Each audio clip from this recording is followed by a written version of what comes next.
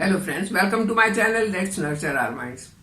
आज मैं आपके साथ बात करने वाली हूं कि अगर आपके घुटनों में दर्द है तो ये 5 प्रोटोकॉल अगर आपने नहीं अपनाए तो वो दर्द ठीक नहीं होगा, चाहे आप कितनी भी कोशिश करते रहें। तो दर्द को ठीक रखने के लिए इन 5 चीजों का ध्यान रखना बहुत जरूरी है, उसी के बारे में बात करेंगे।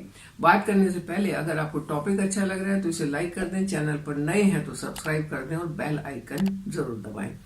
एक मैं आपको बात बता दूं कि अगर घुटनों में प्रॉब्लम स्टार्ट हो गई है तो वो शुरू में अगर आपने संभाल ली तो वो पूरी तरह ठीक हो सकती है, लेकिन बहुत बढ़ने तक नहीं संभाली तो 100% ठीक होना बहुत मुश्किल है। उस टाइम पर फिर आप ये कर सकते हैं कि आगे डिजेनरेशन ना हो, वहां रोक सकते हैं उस बीमारी को आगे बढ़ने से, लेकिन उसको पूरा जीरो करके आप पुराने लेवल पर नहीं ला सकते हैं, क्योंकि इसके लिए शुरू से ध्यान रखना जरूरी है। तो शुरू से क्या ध्यान रखना है उसी के बारे में बात करेंगे। 5 चीजें हैं, शुरू से अगर आप ध्यान रखें तो आपको घुटनों का दर्द होगा नहीं। अगर थोड़ा बहुत कम कम हो रहा है तो वो ठीक हो जाएगा।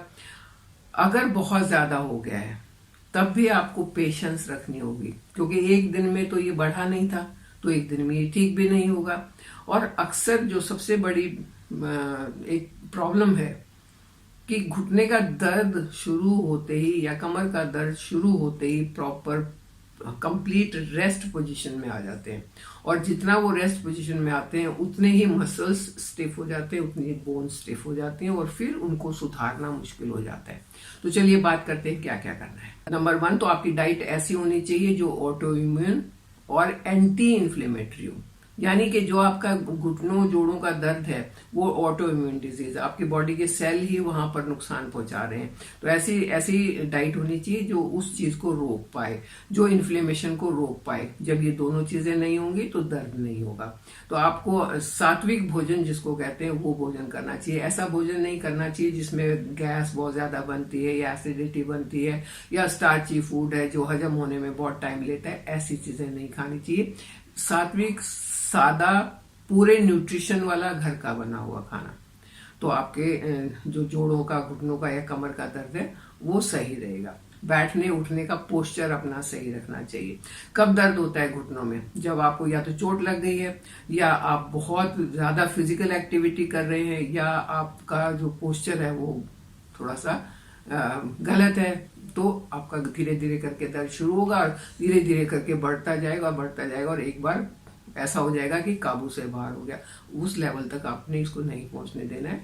अपनी डाइट पर ध्यान देना है, एंटी इन्फ्लेमेटरी फूड लेने हैं और ऐसे खाना खाना है जिससे आपकी एनर्जी, आपकी ताकत बनी रहे, लेकिन गैस एसिडिटी का प्रॉब्लम ना हो। दूसरा, जब दर्द होता है तो दवाइयां लेते हैं, इससे दवाई ले ली, उसने बता दी, डॉक्टर चेंज कर लिया और कर लिया, दवाई लेते हैं और फिर ये सोचते हैं कि इतनी दवाई ले ली, ठीक तो हो नहीं रहा है, चलो छोड़ो, सिर्फ पेन किलर ले लेते हैं, दर्द नहीं होगा और हम ठीक रहेंगे।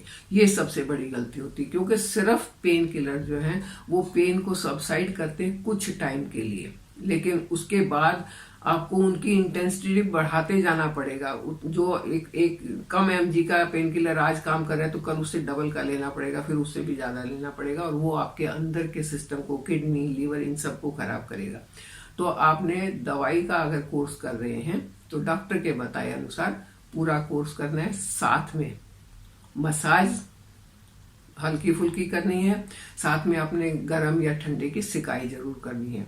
गर्म की सिकाई बहुत आसान तरीका है। आप एक जो सादा नमक होता है, टेबल सॉल्ट जो होता है, उसको एक पोटली में बांध लें गर्म करके और उस पोटली से सिकाई करें। जहां भी दर्द है, मान लो कोहनी में दर्द, पोटली रख रख के सिकाई करें। दिन में 2 बार करें, बहुत फायदा होगा। वो मसल्स रिलैक्स होंगे, जितने रिलैक्स होंगे उतना दर्द कम हो जाएगा। क्योंकि जब आप दवाई लेते हैं तो शुरू में लगता है अरे बड़ा फायदा हो गया, लेकिन जैसे ही दवाई बंद करी फिर से वो शुरू हो गया। दवाई तो सबसाइड करती है, बिल्कुल ठीक नहीं करती, तो आपने इन चीजों का ध्यान रखना है। कई बार ऐसा भी होता है कि दवाई लेते लेते 4 दिन, 5 दिन, 6 दिन हो गए, अरे बिल्कुल ठीक हो गए, क्यों दवाई लेनी है या क्यों मालिश करनी है, क्यों सिकाई करनी है, अब तो हम बिल्कुल ठीक हो गए। यहाँ भी वो गलती करते हैं। एक बार अगर ठीक होना शुरू हो गए हैं तो उस इलाज को चलते रहना है, अगर आप सिकाई से ठीक हुए, उस सिकाई को चलते रहना है 15 दिन 20 दिन, ताकि बिल्कुल अंदर तक, जड़ तक वो ठीक ना हो जाए। मालिश कर रहे हैं तो मालिश को अपने करते रहना है, उसके लिए आलस नहीं करना है कि आज ठीक हो गया तो कल बंद कर देते, ऐसा नहीं होना चाहिए। बहुत ज्यादा डॉक्टर भी नहीं बदलने चाहिए, क्योंकि जिस एक डॉक्टर से आप दवाई लेते हैं वो आपकी पूरी हिस्ट्री को देख के उस हिसाब से दवाई देता है। वो अपने, मैं तो उसको कहती हूँ कि वो अपने एक्सपेरिमेंट करता रहता है, आज इससे ठीक नहीं हुआ तो ये दे दिया, इससे नहीं हुआ तो ये दे दिया।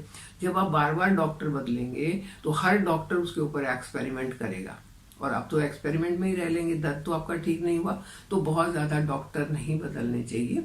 एक पर विश्वास रखें, दिल में अगर विश्वास होगा हाँ मैं ठीक हो जाऊंगा, तो आप ठीक जल्दी हो जाएंगे। हमारा मेन एम क्या होना चाहिए? बीमारी को रोकना है, पेन को कम करना है, सूजन को कम करना है, और उसमें टाइम लगता है। तो give your self and your doctor this much of time कि वो उसको ठीक कर सके। सबसे इंपॉर्टेंट चीज, सिर्फ दवाई फायदा नहीं करेगी, उसके साथ साथ बहुत सारे काम करने होंगे।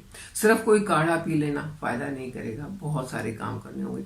आपको सिकाई भी करनी होगी, आपको मालिश भी करनी होगी, आपको दवाई अगर कोई चालू है तो उसको भी चालू रखना होगा, और उसके साथ अपनी फिजिकल एक्टिविटीज को जरूर चलाना होगा। अगर आप खुद नहीं कर सकते तो फिजियोथेरेपी करवाएं, क्योंकि जितने आपके उन मसल्स की, उन बोन्स की मूवमेंट होगी उतना वो जल्दी ठीक हो जाएंगे।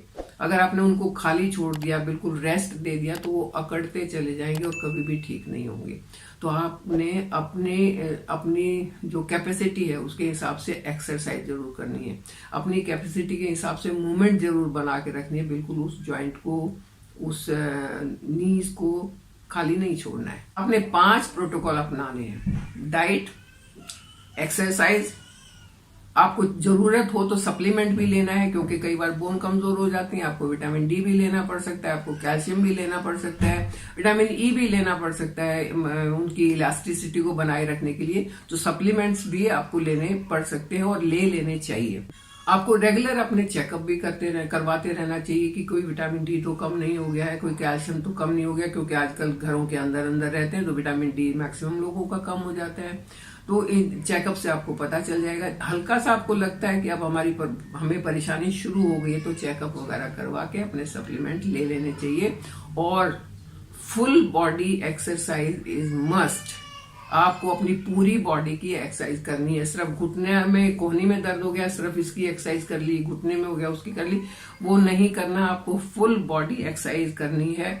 आप कोई भी एक्सरसाइज अपने लिए चुन सकते हैं, जैसी आप कर सकते हैं, आसान सी, लेकिन करते रहना है। अपने ज्वाइंट्स को मूवमेंट देते रहना है। जब मूवमेंट देंगे तो दर्द अपने आप कम हो जाएगा। इसके लिए एक्सरसाइज के साथ साथ योगा बहुत इंपॉर्टेंट है, मेडिटेशन बहुत इंपॉर्टेंट है, ताकि आपके दिमाग से वो स्ट्रेस खत्म हो जाए। अरे हमारे घुटने में दर्द है, हमारी कमर में दर्द है, अब क्या होगा? वो स्ट्रेस दिमाग पर नहीं चढ़ना चाहिए।